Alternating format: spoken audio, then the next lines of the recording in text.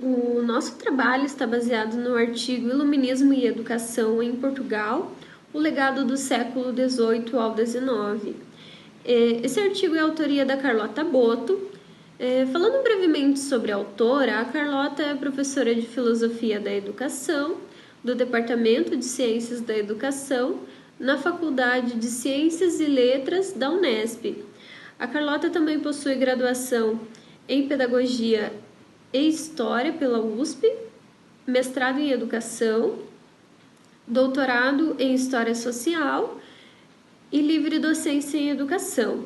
Bom, agora retornando ao nosso trabalho, a gente precisa considerar primeiramente o contexto histórico. O Iluminismo foi um importante movimento intelectual do século XVIII e ele defendia a razão contra o antigo regime. Ele estava baseado na liberdade econômica e política.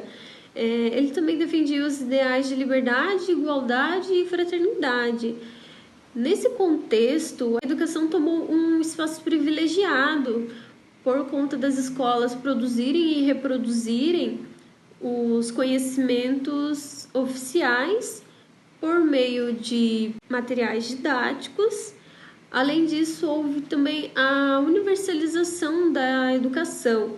Esses são alguns exemplos da influência do pensamento iluminista na educação em Portugal. Nesse trabalho a gente vai estar buscando também explicar melhor quais foram essas estratégias pedagógicas criadas durante esse período que acabaram influenciando as reformas implementadas pelo Marquês de Pombal, o pensamento de Varney e de Ribeiro Sanches e a democratização do ensino.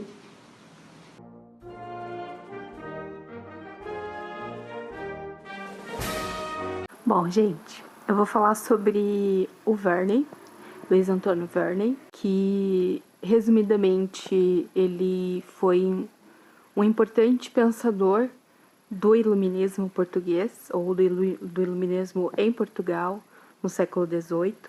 Esse importante filósofo, ele defendia a ideia do ensino mais científico, mais embasado, tanto que, como a Alexia falou, eles vêm de um período em que o conhecimento religioso ele era contraposto ao conhecimento científico, como proposta de estudo, como proposta de crescimento. E Werner ele vem defender essas ideias de forma mais impactante para o processo. Werner ele cria o verdadeiro método de ensinar, onde ele escreveu 16 cartas e questionava, a inquisição de obras, o ensino do latim, levando o pensamento para o atraso na questão social de Portugal em relação ao mundo que vinha passando por muitas transformações. Então ele começou a questionar tudo isso, a Companhia de Jesus, esses estudos que eram mais voltados para repetição, memória. Ele começa a questionar e trazer esse pensamento ali para aquele momento, juntamente com o Ribeiro Sanches, com o Marquês de Pombal, que era o ministro responsável, a debater essas questões e trazer algo mais embasado para que houvesse uma modificação, um desenvolvimento, um salto, que acompanhasse o resto do mundo. Verney também defendeu as mães como primeiras professoras, primeiras educadoras, já que elas ensinariam a língua inicial para as crianças, para os seus filhos, e essa era uma defesa dele, que a educação fosse vinculado à língua materna, nacional, e não ao latim, como era defendido pela Companhia de Jesus.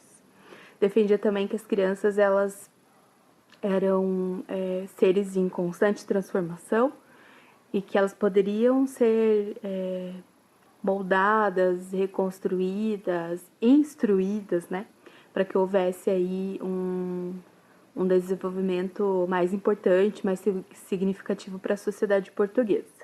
Importante também falar que com essa defesa da educação das mulheres, elas precisariam estar preparadas para atender as necessidades de seus filhos, das suas crianças. Criou-se também ali nesse momento, a ideia da universalização do ensino, né? Onde se criou escolas de homens e mulheres. E houve também essa preocupação nesse momento.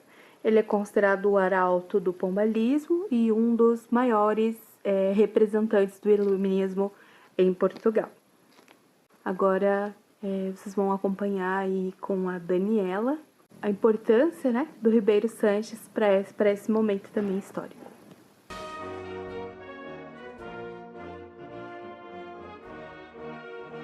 Bom, como a Jesus comentou com vocês, vou falar sobre a importância de Ribeiro Sanches durante o período das reformas pombalinas.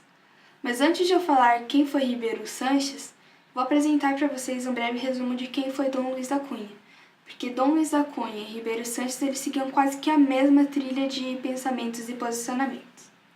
Então, o Dom Luís da Cunha ele teria sido o principal responsável pela indicação do Marquês de Pombal como secretário do Estado do Reino durante o reinado de Dom José I. Ele era uma pessoa que criticava a perseguição aos novos cristãos, mas ele acreditava que o Brasil deveria ser povoado sem que Portugal ficasse despovoado. Então ele defendia a ideia que se deveria ter um maior número de casamentos e um menor número de religiosos, para melhorar essa distribuição populacional.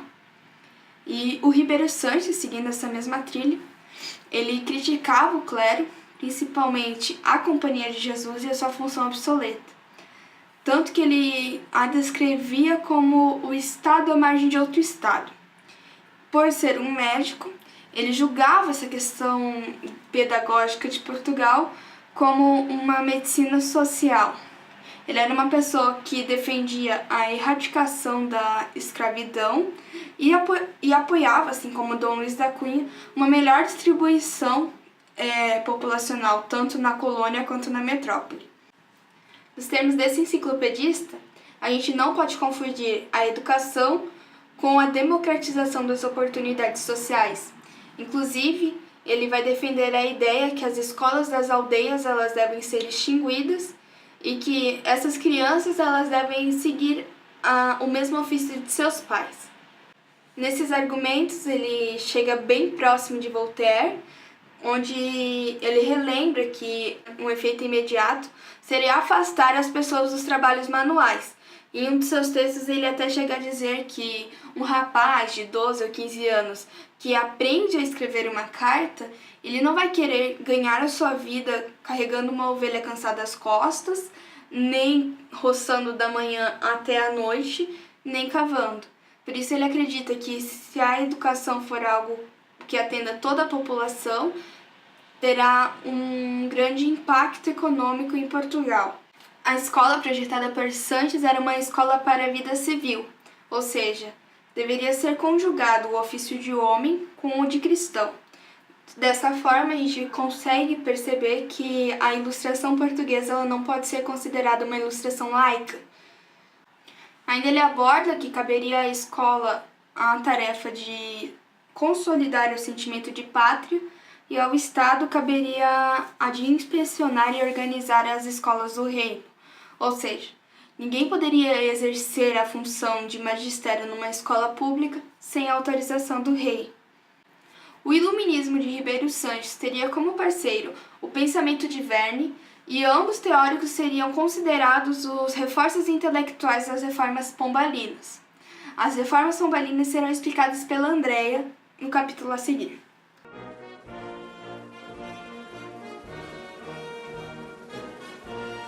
Olá, meu nome é Andréia. Eu vou dar sequência ao Iluminismo de Portugal e vou falar sobre o Marquês de Pombal e a queda dos jesuítas. O Marquês de Pombal ele foi um nobre, ele foi ministro de Dom José e durante a sua gestão ele se esforçou para que Portugal se tornasse independente economicamente da Inglaterra. Uma das suas reformas foi implantar um novo controle de impostos e ele também proibiu a escravização dos índios. O Marquês de Pombal ele defendia o absolutismo. ele trabalhava com a forma de centralizar os poderes. Aos poucos ele foi se influenciando pelo iluminismo, que também é conhecido como a filosofia das luzes. Deu então, início ali às reformas pombalinas. Essas reformas pombalinas, elas têm duas vertentes ali, a colônia e a metrópole, aonde se fortalecia a metrópole para enriquecer ali as colônias. Em 1759, o Marquês de Pombal ele expulsou e confiscou todos os bens da Companhia de Jesus, que são os jesuítas. Eles eram responsáveis ali pela educação. Após essa queda deles, o Marquês de Pombal começou uma grande reforma geral do estudo, onde as cartilhas foram substituídas. Essas cartilhas eram que os jesuítas ensinavam ali o ABCD. Então, o Marquês de Pombal substituiu essas cartilhas, esse método de ensino, e ele controlava, então, todos os professores, as pessoas que ensinavam na época, elas deveriam ter a aprovação do diretor ou então a licença do magistério. Durante esse seu período de gestão, ele batalhou muito para tornar o ensino laico e também ele estimulava muito o ensino superior. A educação era sempre voltada ao desenvolvimento da economia. Então, muitos estudavam economia, ciência política, para dar esse devido desenvolvimento. A reforma da Universidade de Coimbra também foi um grande feito da sua gestão. Quando ele estava ali no controle, na sua gestão, ela controlava tudo de acordo com os interesses da coroa. Então, vários livros, várias obras foram proibidas nesse período. Pensadores ali como Rousseau, Voltaire, La Fontaine, eles tiveram seus livros queimados em uma fogueira, em praça pública, no Terreiro do Paço, em Lisboa. Todas essas obras, inclusive.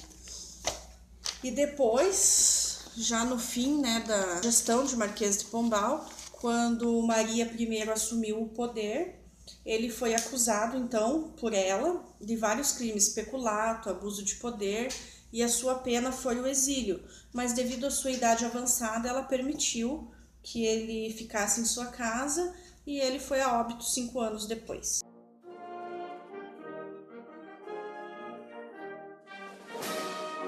Bom, eu vou falar sobre o cenário de regência da Maria I, sobre o pensamento dela, juntamente com o pensamento de Pombal. São pensamentos contrários com relação à educação. Para Pombal, na época, era necessário formar uma elite culta para que substituísse o clero, que seria formado pelos jesuítas.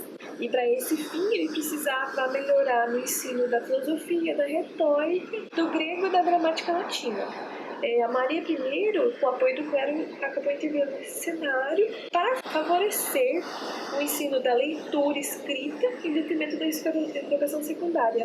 Ela acreditava que era melhor ter educação primária, educação do ensino, as primeiras letras. Ela tinha interesse, na época, em transmitir para o maior número de crianças as regras de conduta e preceitos morais e religiosos, A gente pode notar que, no primeiro momento, a prática pedagógica exercida por Pombal orientou-se pelas diretrizes de pensamento do Ribeiro Sanches, e para Maria ela acabou se apoiando nas reflexões do pensamento de Luiz Antônio Vernet, que seria multiplicar o acesso às primeiras letras. A gente também pode ressaltar que nesse período, havia uma polêmica com relação à controvérsia, uma controvérsia contra a expansão do ensino, nos países como Portugal e França. Também a gente pode ressaltar que o pombalismo ele foi vanguarda nas políticas públicas da escolarização e que outros países como França só foi se concretizar apenas no século XIX.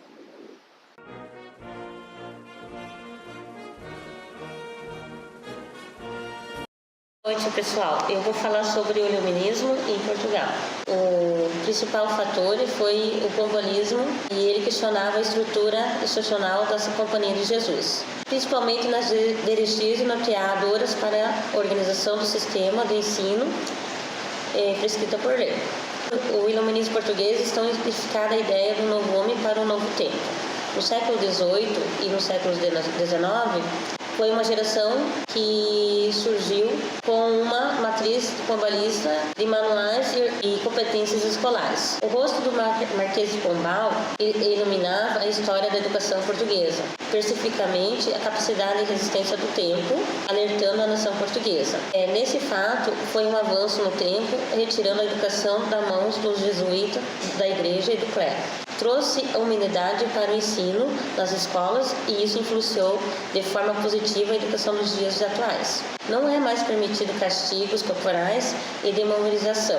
A reforma levava em conta o desenvolvimento das virtudes da ética, que pessoas populares poderiam ter conhecimento igual ao nobre. E essa parte foi muito importante para a nossa história da educação e nos dias atuais teve muita mudança, por isso que é muito importante esse iluminismo.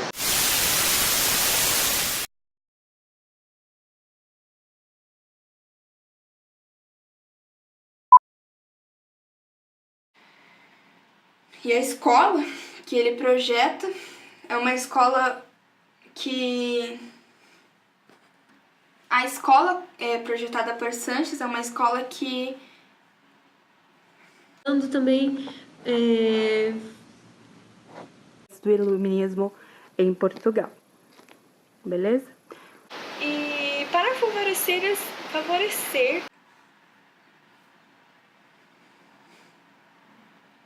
E os impactos desse controle estatal sobre que também conhecida como a filosofia das luzes. Parte do iluminismo.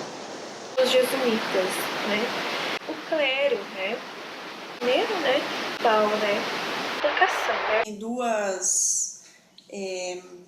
duas vertentes ali, né? A colônia e a metrópole, aonde você fortalecia as metrópoles